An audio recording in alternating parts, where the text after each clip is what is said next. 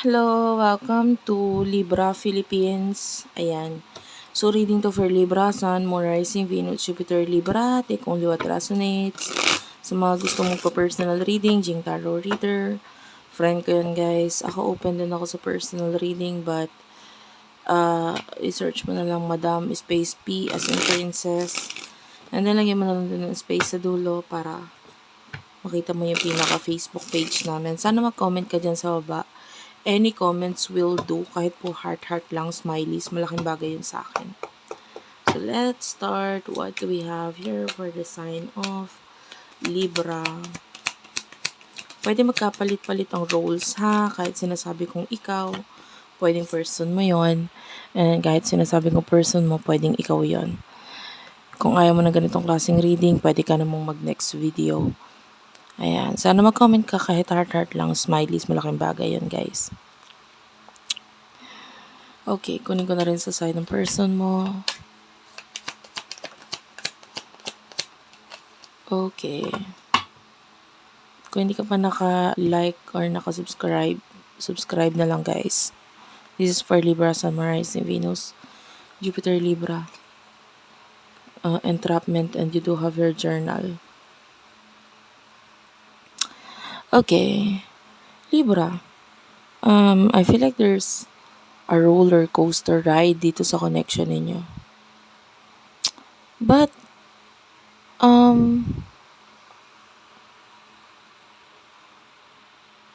pwede may mga times na, but I feel like you are really excited sa kanya talaga. Excited ka. Pwede nagkakaroon ng spiritual awakening sa'yo, knowledge, pwede nadadagdagan. Pwede lumalakas ang yung, connection with with your inner self or higher self dahil sa tulong ng person na to. And,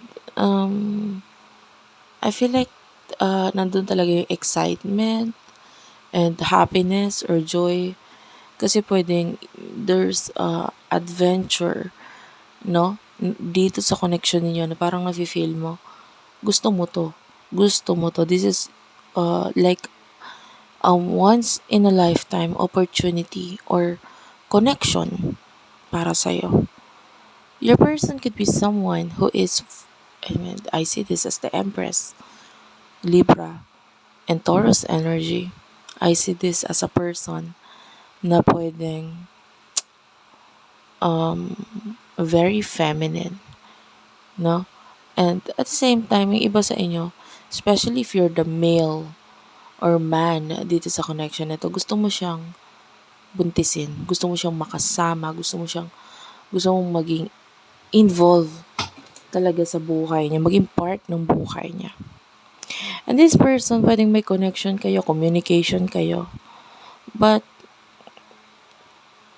I feel like you don't have your pretending. If there are other people na involved dito sa connection, iba-iba yan. Could be friends, family, or karelasyon. Pwede rin. Pwedeng hindi inaamin or sinasabi. It's like a connection wherein parang itinatago pa, hindi pa ina-open or hindi pa sinasabi sa iba. Okay? Or kung sinabi man sa iba, pwedeng there's a particular person na pinagsisikretuhan nitong connection nito. But I feel like itong person na is being open pagdating sa past niya or sa kung ano yung nangyayari sa kanya towards you. Before I get more cards, bubunot pala ako ng planets.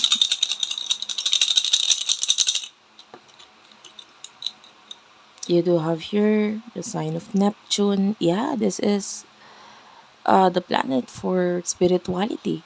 So talagang nararamdaman mo yung spiritual connection ito ng person na ito at ikaw, no? You do have here planet of Jupiter. So nakikita natin na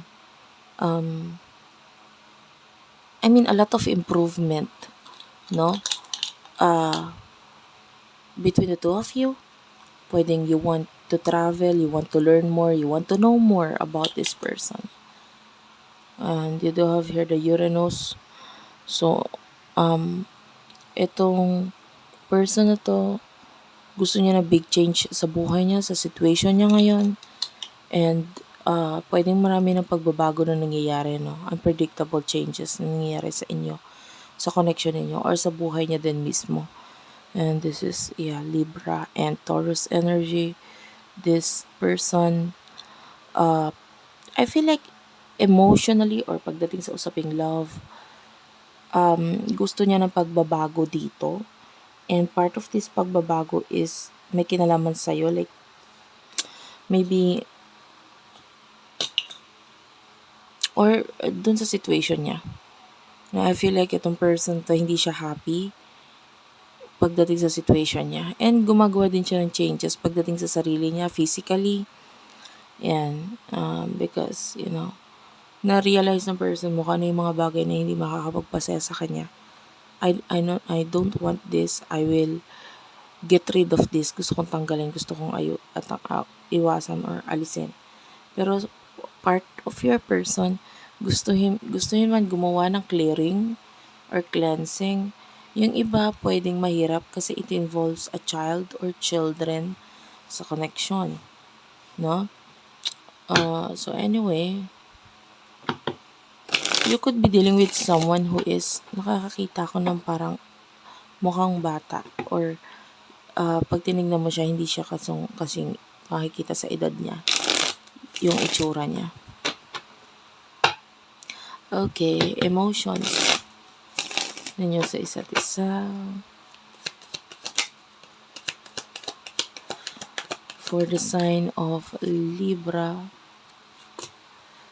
On the table, alien is here. Emotions. Tell me about this. What's with the on the table and alien? Emotion mo towards this person, interlude. Yeah, like what I've told you, you are very excited dito sa person na to. Emotions niya para sa'yo. Iba, pwedeng hindi pa naman ganun katagal yung connection ninyo, or hindi pa kayo ganun katagal nag-uusap. Yeah, this person wants commitment. This person loves you or likes you. Gusto ka niya. And yeah, divine feminine. Like what I've told you, this is Venus energy. So, gusto niya talaga ng connection between the two of you. By the way, I just noticed the gown, the beautiful dress nitong babae dito. So, something to do with gown or dress. Pwedeng recently may mga pagbabago kang ginawa. Or itong person, or maybe there's a conversation regarding a gown or a dress sa inyong dalawa ng person na ito. Okay lang kahit hindi. Okay lang kahit wala. So, with the on the table, nakikita natin na you want commitment. Pareho kayo actually. Gusto ninyo ng commitment. And this person, sobrang gusto mo siya in a way na laging may mga ginagawa or pinapakita siya sa'yo na nakakapagpa-excite sa'yo. Na parang, this is something na parang, hindi. Okay, sorry about that. Medyo naputol yung aking video and nagulo na rin, so ayusin ko lang. I don't know what happened, pero anyway, tuloy natin yung reading. Yeah, there's a pause sa connection. Pwedeng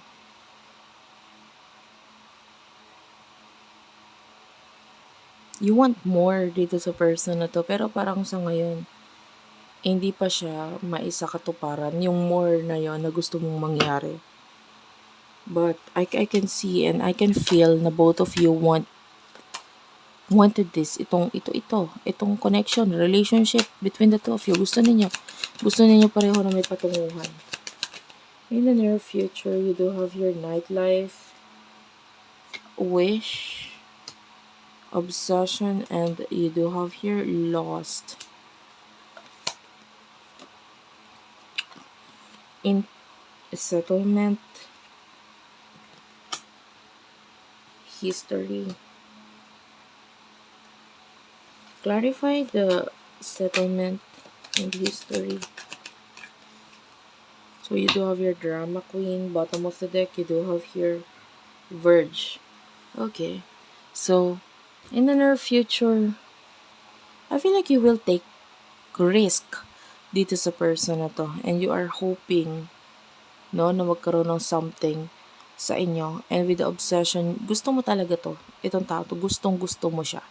I mean, there's no other person in the world right now na gugustuhin mo kundi siya.